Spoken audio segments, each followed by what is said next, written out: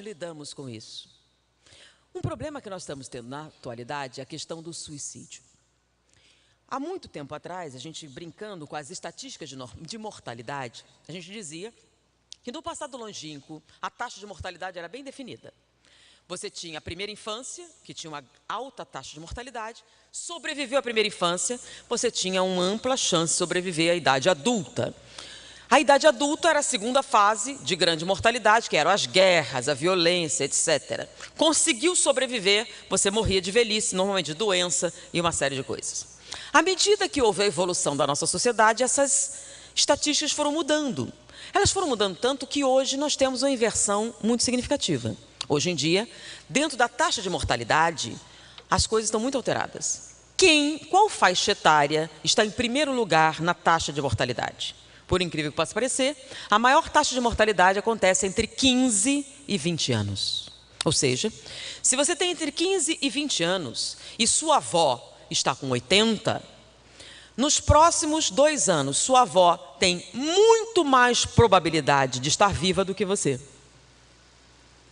Na verdade, uma taxa alarmante. Ela tem 82% mais de chance de sobrevivência. Por quê?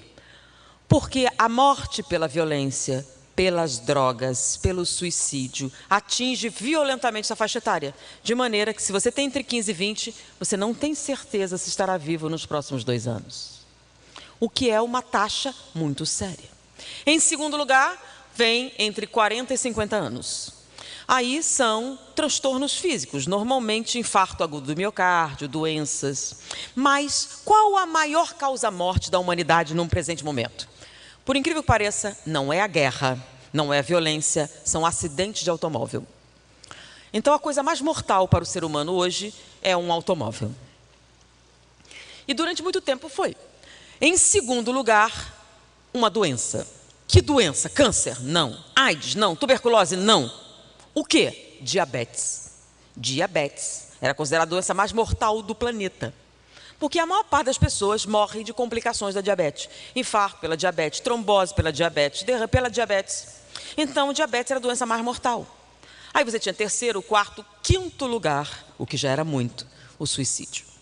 Porém, todas essas taxas têm mudado com uma certa velocidade com o passar do tempo. Com as campanhas para a prevenção do trânsito, houve uma queda de 34% na mortalidade do trânsito nos últimos 10 anos.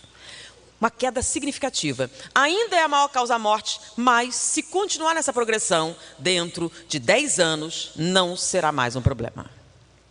A diabetes, uma coisa boa que tenho que contar a vocês, nesse ano que passou, saiu da estatística. Diabetes não é mais a primeira causa-morte, porque todas as campanhas de esclarecimento tiveram êxito e houve uma diminuição significativa das mortes por complicação de diabetes.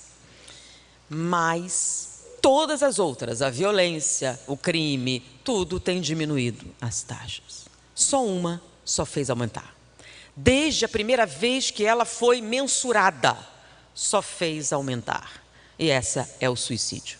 O suicídio nunca diminuiu. E nessa proporção, a gente contava que em 2050, o suicídio seria a primeira causa de morte na humanidade. Infelizmente, não vai esperar tanto. Hoje, em 2018, o suicídio está em segundo lugar. Não precisa esperar 2050. A segunda principal causa de morte entre os seres humanos é o suicídio. Mas existe um problema. Vamos lá. Como é que a gente controlou a diabetes? Campanha de esclarecimento. A gente faz uma campanha e explica a diabetes, a diabetes, a diabetes. As pessoas aprendem e melhoram. Acidente no trânsito. Você usa uma série de campanhas. Campanha de apelo emocional, apelo intelectual. Você faz umas demonstrações e tem funcionado. As blitz, aumento das multas. Uma série de coisas tem funcionado para diminuir a morte no trânsito. Mas como a gente faz para diminuir o suicídio? Olha o problema. Toda vez que a mídia anuncia um suicídio, por exemplo, alguém acha que é uma boa ideia e resolve se matar. Então, toda vez que um suicídio é veiculado na imprensa, um número significativo de pessoas copiam o ato. Então, por exemplo, no Rio de Janeiro tem o metrô. E o metrô costuma atrasar. O que as pessoas não sabem é que não é só um problema administrativo. Há um número expressivo de pessoas que se jogam nos trilhos do metrô.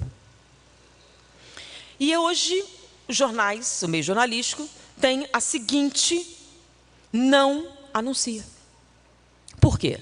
Porque se você anunciar que alguém se jogou nos trilhos do metrô, no dia seguinte 10 pessoas vão e se jogam. Pular da ponte Rio-Niterói. Nunca mais se ouviram sobre isso, né? Não significa que não façam. Eles têm várias câmaras de monitoramento, mas mesmo assim tem gente que para, corre e se joga. E eles não anunciam. Porque quando anunciavam, eles tinham que vigiar mais ainda, porque o número de pessoas que tentavam se jogar aumentava muito. Com isso, como a gente vai mudar essa taxa? A gente não pode falar disso. A gente não pode fazer palestra sobre isso. Se vai entre os jovens falar sobre isso, eles começam a pensar, é uma boa ideia, e resolvem se matar. Filmes que eles tentam abordar o assunto funcionam como atiçadores. Recentemente, uma minissérie de televisão, uma série de TV, resolveu abordar essa temática entre os jovens, o bullying, o suicídio. E, ao contrário das especificações, aumentou o número de suicídios e foi proibida em diversos países. Porém, como fez um sucesso grande mídia, já foi para a segunda temporada.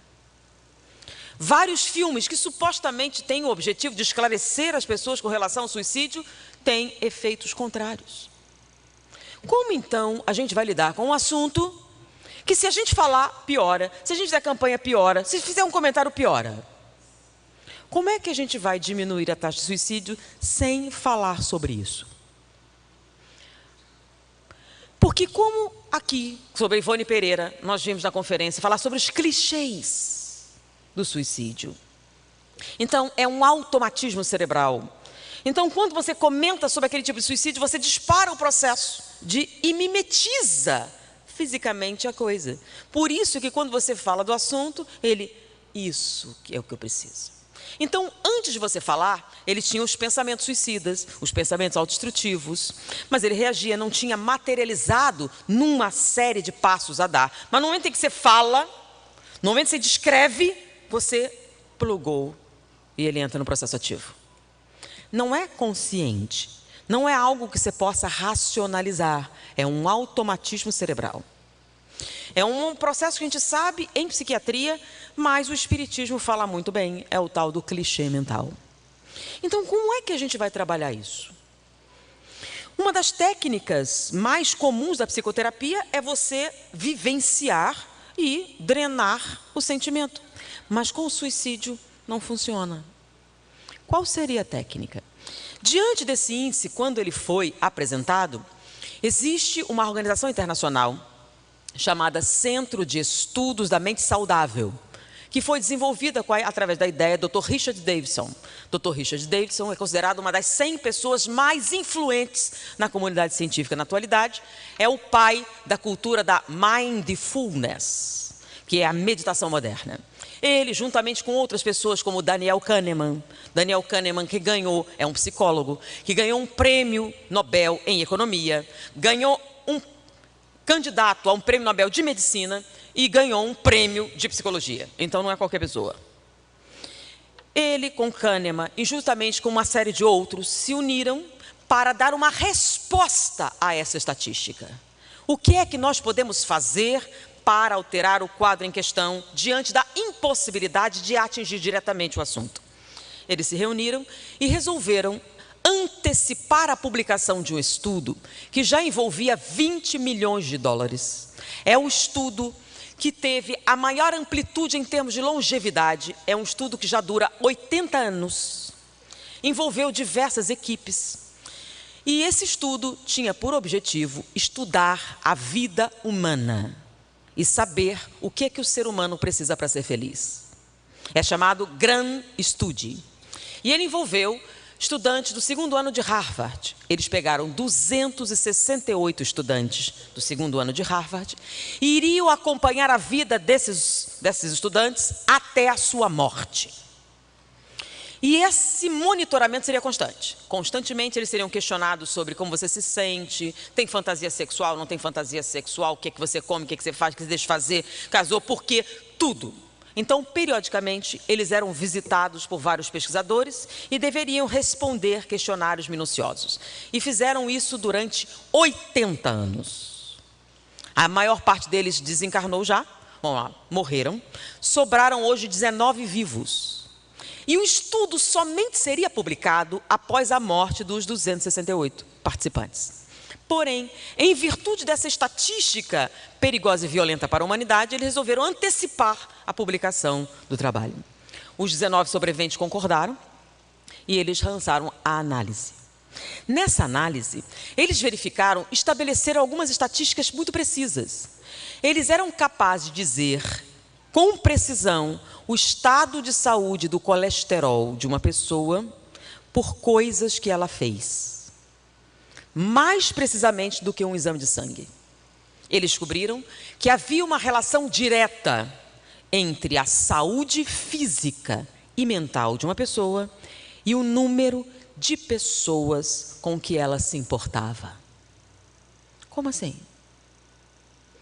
Quanto maior o número de pessoas com quem você se importa, com quem você se preocupa, mais saudável é sua mente e o seu corpo. Independente da riqueza, porque eram alunos de Harvard, a maior parte deles tinha, para iniciar a vida, uma situação confortável. Porém, a riqueza não foi um fator determinante da felicidade.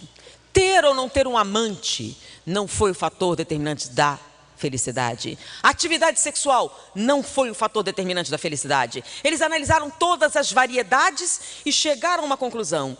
E o pesquisador que acompanhou por mais tempo a fase publicou um resultado. Não importam o que digam, a felicidade vem do amor que você sente por outras pessoas. 80 anos de estudos, investimentos pesadíssimos, uma grande quantidade de pessoas, e chegou à conclusão que a sua saúde física e mental vem do número de pessoas com quem você se importa. Que a preocupação com as pessoas ao seu redor libertam você da amargura, libertam você do sofrimento, libertam você das correntes do ego, libertam você desse sofrimento atroz de supor-se que você é o poço legítimo do todo o sofrimento da terra. Que só o amor liberta você da dor. Ou seja, 20 milhões de dólares, centenas de pessoas, milhares de páginas de relatórios, para chegar à conclusão que fora da caridade não há salvação. Foi um prazer estar com vocês. Muita paz.